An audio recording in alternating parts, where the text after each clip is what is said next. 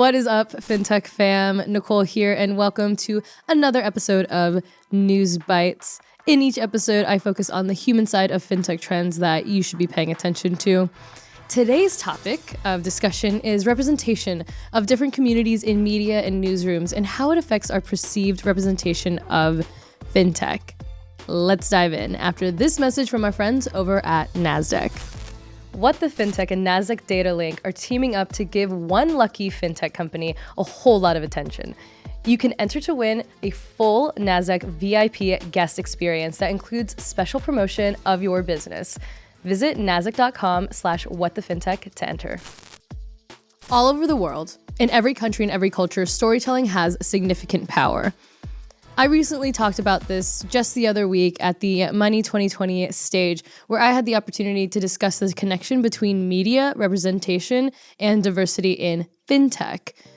To start, we have to remember that the stories that are repeated in our minds interact with our biology. That's because our brain needs mental shortcuts to simplify and organize information and data that is constantly coming at us. As a result, they impact how we view the world and make meaning of what we perceive. That means there's a direct connection between the representation of diverse communities in media and newsrooms and how it impacts investments in and perceptions of fintech as an industry. The narratives that are told to us create and continue prejudices by those who dominate the storytelling sphere. And according to Pew Research Center analysis, newsroom employees are still largely dominated by white and male employees. In fact, 77% of newsroom employees are white and 61% are male. This is problematic given a more diverse staff is likely to produce a broader range of stories and perspectives. In fact, I've sat in many newsrooms to learn myself from personal experience that that is in fact the case. I also find it hard to believe that it's just a coincidence that the lack of representation in media is reflective of the lack of diversity in fintech. Like newsrooms, venture capitalists are still largely one demographic. 58% are white men. And VC-backed startups are still significantly male at 89.3% and white at 71.6%. So media fuels the perception of our society, but lacks diverse perspectives. So how can we be surprised that our fintech industry, let alone any industry, lacks representation? It's clear that the stories that influence the perceptions of the polarizing fintech narrative impact the funding dollars that go to women and diverse entrepreneurs. It's really that simple. Here's the thing. Fintech will never improve its diversity figures if the community surrenders to this normalcy and becomes silent. I know what it's like to be one of those little girls that grow up not seeing yourself represented, and it often leads to self-imposed limitations on what you can achieve and allows negative perceptions to go unchallenged. And we're already seeing this personify itself in fintech.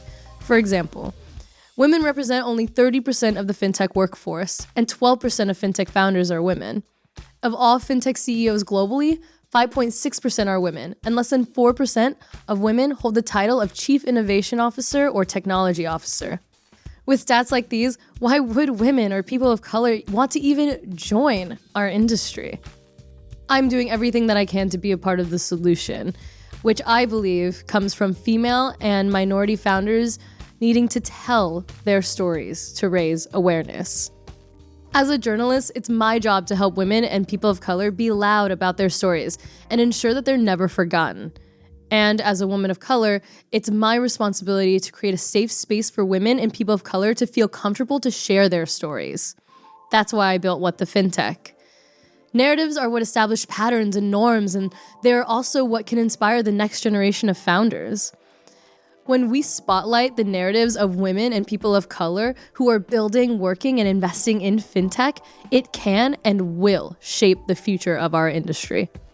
And when we're louder together, we can change the narrative. That's why I'm super proud of my partnership with Nasdaq Data Link to host a contest for the next trailblazer in fintech to win some major visibility and exposure. Any fintech company can enter, and here's what you can expect if you win.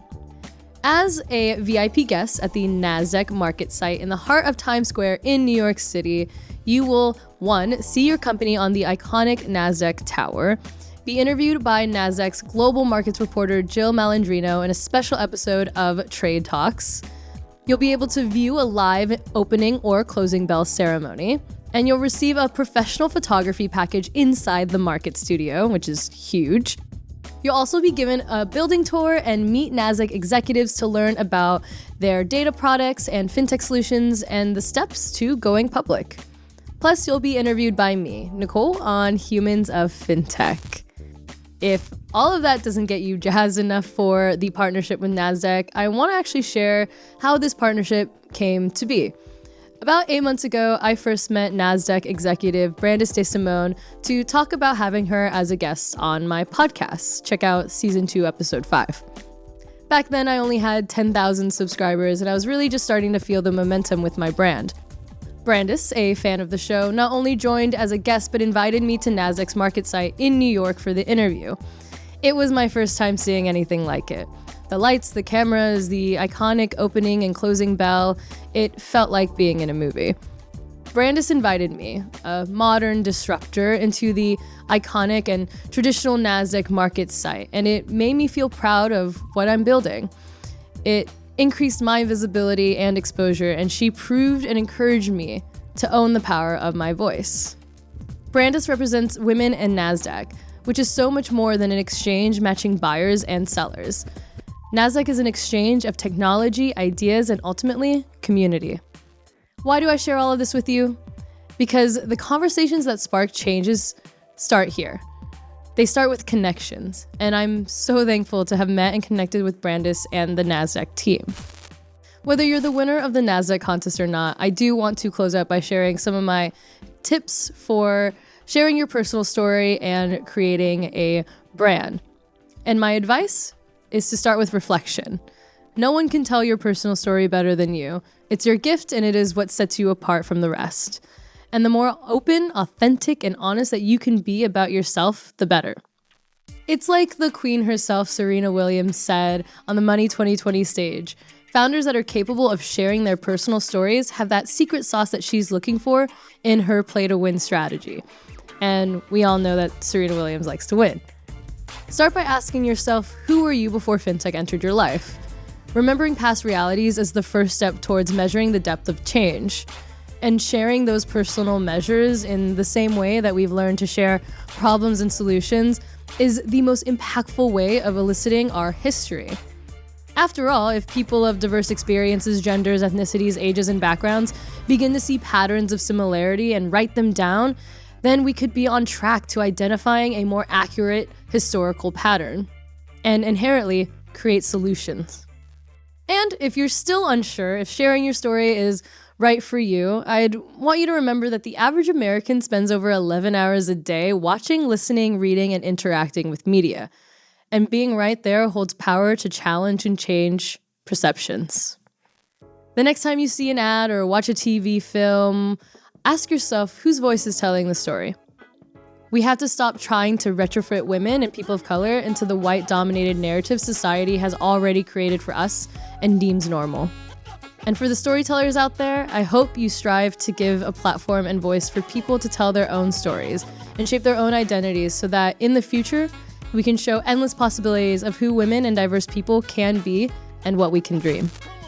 All right, FinTech fam, that's all for this edition of Newsbites. And thanks again to our friends over at Nasdaq for collaborating and partnering with us, and to our listeners for tuning in. If you loved this episode, be sure to hit that subscribe button. You can find me on all your favorite podcast platforms. Until next time, talk to you soon.